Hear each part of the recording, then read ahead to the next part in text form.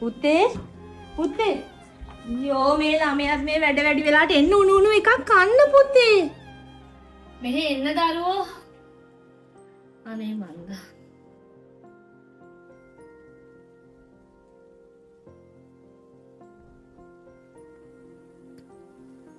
මේ පේනව නේද? ගෙදර වැඩ කරන්නයි, දරුවෝගේ වැඩ කරන්නයි, තින්ත ගන්න අය හොයන්නයි මේව කරන්න තමයි මම ඉගෙනගෙන තියෙන්නේ.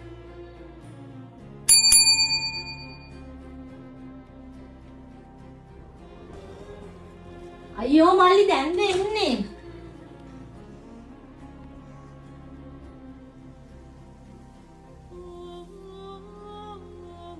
ඇයි? මිස් තින්ත ගන්න?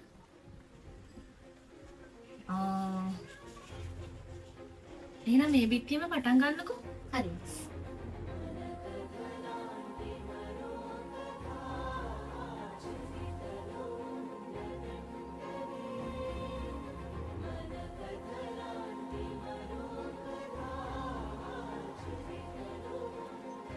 ගෑනු ළමයිට තින්ත ගන්න පුළුවන්ද? ඔව්. මම නම් ඇත්තටම කවදාවත් දැකලා තිබුණේ නැහැ නේ ගෑනු ළමයි තින්ත ගන්නවා.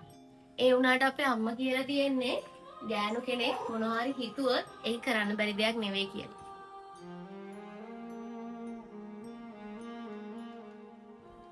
මිසු කේක් බිස්නස් එකක් කරනවද?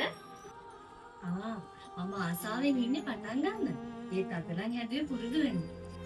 ඉතින් මට රස බලන්න එකක් දෙන්න නැද්ද මිස්? අනිවාර්යෙන්ම ගන්නකෝ.